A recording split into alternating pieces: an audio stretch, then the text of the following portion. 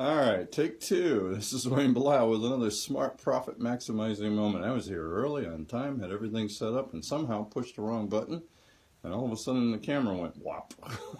So, anyway, sorry for being late now. You know, that's typical. That's the problem with live. Sometimes things don't work well. Hey, today's the day after St. Patrick's Day. Hope you had a great weekend, Sunday at least. If you're like most business owners, you tend to have to work Saturday. Used to have to work a lot of Sundays till we started getting smarter. Yesterday, a little aside, personal items. Yesterday we had a nice dinner for the family. It was my daughter-in-law's birthday last week, but my son and my daughter, well, my son in particular works in a hospital, so we couldn't really get his schedule to rearrange, so we did it yesterday. Plus, my daughter Jessica passed her enrolled agents exam, which is a big thing. People don't understand that. That's one hard exam. It's 100% on taxes. It's an enrolled agent before the IRS. People don't understand that. CPAs, we don't really have a heck of a lot on the CPA exam that has anything to do with taxes. We learn it after the fact, on the job, and so congrats to her. It's really a big thing. Right now, again, let me finish introducing myself. My name is Wayne Blau. I'm a founder of a CPA firm that works with small businesses since 1991. We've settled into doing three things. We do tax returns, and a lot of them, mainly for business owners and their businesses. Second thing we do is we do tax planning. We saved over $4.3 million in the last 3 years, all legally. I like my clients, don't want to go to jail with them. And third thing we do is these profit maximizing, helping businesses make more money. And today that's what we're going to talk about mainly, is the 7 secrets to building a successful business. Sorry, allergy time is up and running hard. All right. One of the advantages of being a CPA and working with small businesses is I've had the opportunity to actually learn a lot. I've learned by watching, by doing things, by making mistakes, by helping people make mistakes sometimes, helping people succeed more often than not, okay? Watching business owners fail, watching business owners succeed. You can learn from both, all right? I've watched my most, and doing a ton of reading and studying and following other people. And I kind of came up with 7 steps that every successful business owner does, all right? So let's go through them real fast. Okay, the first thing is find the hungry customer. Dan Kennedy, if you don't read his stuff, you need to, all right? Simple as that. You know, he's famous for saying this one. The number one thing I would want if I owned the restaurant is hungry customers, not a hungry customer, is hungry customers. By that he meant, I want customers, clients, patients, whatever, who really, really want what I have to sell, all right? And it's important. The successful businesses I've seen have found a niche and designed their products and services in such a way to satisfy the hunger that their customers have in order to get that sale, all right? Second thing, all of them keep their expenses below their sales. They're mindful of keeping track of expenses. This is important. I wrote this, I didn't spend enough time on it in the Smart Profit Maximizing System, which I think it doesn't hurt to go over that real fast at the end, just so you understand what SMART stands for, because I am the founder of the Smart Profit Maximizing System, which is a jump start. But inside there, one of the main things I'm looking at to start with is controlling costs. And that's just not overhead costs. It's your 2 big items, keeping your product cost in line and keeping your payroll in line. Spend a lot of time and have a lot of worksheets to help you with that, okay? The third thing is collect your receivables. You're not a bank. Be reasonable. Work with people. I work with people. I mean, if they're struggling, I'm not going to leave them out, especially if they've been a client of mine for a while. I hate CPAs and lawyers and people that do that. People have been paying you for years and years and years. They fall in a little bit of hard time, and you're not willing to work with them and help them out. You know, I've done it almost always. I have the client, if I can work with them and help them save their business, so it's just really a temporary thing, but normally they have something systematic that we need to look at. They got something wrong with their strategy, they got something wrong with their pricing. Once we look at it and they turn around, they're extremely loyal because you stuck with them during the hard times. That doesn't mean you need to be a bank, doesn't mean you do this for everybody. Choose remember the golden rule, all right? Take care of your customers. Too often I've seen business owners start to see their customers as the problem. They always have problems. They always do this. CPAs are notorious. When we get together, we have client stories. And in here, we have, my staff will bring that up. I'm always telling them, if they didn't have a problem, they wouldn't need us. Okay, sometimes they are the problem. We met the enemy and it is us. I've done that one myself more than once. Okay, so but still, at the end of the day, the customer needs you more than you need. Let's try that again. You need the customer more than they need you. Usually, sometimes I try to make it the other way around as often as I can. Take care of your employees as much as possible. I always correct business owners who say that the employees are their most important asset.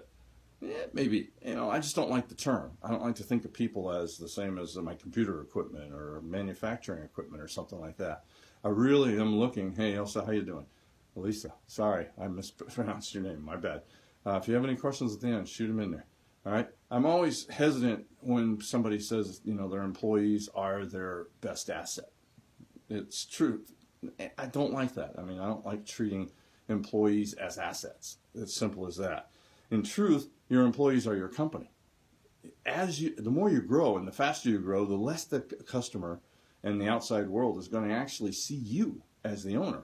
More often than not, they're going to see your employees. It's really that simple. So your employees become the face of your company more often than you do. All right. So it's important to have them trained. It's important that you treat them correctly and that they understand what your goal is and what you expect. That's where systems come into place, but it's also where... Sorry about that one. I'm no better. I'm supposed to take this and put it on where it won't ring when I'm recording. My bad. Plan for a rainy day. No, I wasn't done with employees. Don't forget the golden rule here too, okay? You should strive to follow the golden rule and treat your employees the way you want to be treated. But remember, you're still in charge, still your company. It needs to be done your way, no exceptions. Now, that doesn't mean you don't take into account their recommendations. You do. But you also explain to them what you're doing, why you're doing it, and why at this time, good recommendation. I never say it's a bad recommendation. Good recommendation, but it doesn't really fall within our strategy, or I can't do it at this moment because of budget concerns or something like that. You never throw away. You want... And the more, if you can get your employees to a point where they're making a recommendation, you've succeeded, especially if they're good ones, okay? Number 6, out of the 7 ways to be highly successful, plan for the rainy day, all right? Too many business owners, when the business is really doing well, they think they're geniuses and they don't have to worry about it. They don't go there. One of the things, Jessica Pest, the enrolled agent, like I said at the beginning, I'm going to get her to become a Profit First coach, because one of the things I like about that is the idea that every week you're putting your profits aside and your taxes aside. In other words, you're planning for the rainy day. All right. People who do that are dramatically better off. Second thing, though, about planning for the rainy day is the simple thing of looking forward and keeping an eye on the trends that are out there. The example I like to use for this one is Blockbuster. Blockbuster, there was an article recently, they have one store left. They used to be on every corner in every city, small and large. What did they do wrong? They didn't see the trends coming. They should have been the next Netflix and Redbox. But matter of fact, they had an opportunity to buy one of the two, I can't remember which one, turned it down because they thought they knew better. Well, they didn't look at what was coming and what was there, and they weren't doing a SWOT analysis. One day I need to do that. SWOT stands for strengths, weaknesses, opportunity, threats. They didn't see the threat of faster internet.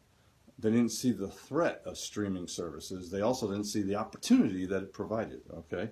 So always plan for the rainy day 2 ways, making sure you have the money set aside so when the economy turns down, and not overextending. A second example I'm going to give you is in 2008, when the last recession we had, I had 13 trucking companies. 12 disappeared within about 6 months because they had overextended. When the economy fell down, they had their trucks repossessed, whatever. I had 11 because I had 2. One closed on his own about 4 years later because he retired. The other one's highly successful. What did they both have that the other 11 didn't? They weren't overextended. They had almost all their equipment was paid for. So they could sit through a rainy day. The trucks could sit if they needed to. Not a good idea, but they didn't have, $5,000, $50,000. I had one that had a $120,000 a month payment for all their fleet.